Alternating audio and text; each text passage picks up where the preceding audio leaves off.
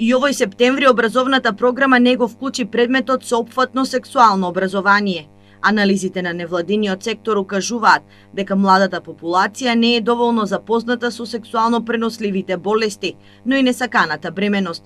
Доколку ваков предмет се воведе во наставната програма, младите ќе имаат можност да научат сами да донесуваат правилни одлуки, поврзани со нивното репродуктивно здравје. Невладината HERA веќе долг период алармира дека е неопходно воведување на ваков предмет.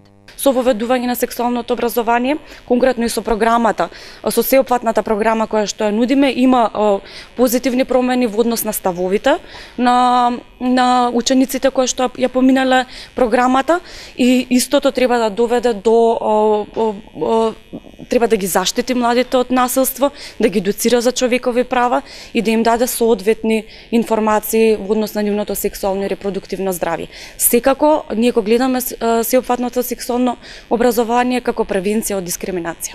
Пред 3 години HERA стартуваше засилена кампања за воведување на сеопфатно сексуално образование во образовниот процес. Беше направена и петиција која се испрати до Министерството за образование. Од HERA велат дека не се откажуваат учениците да учат за своето репродуктивно здравје.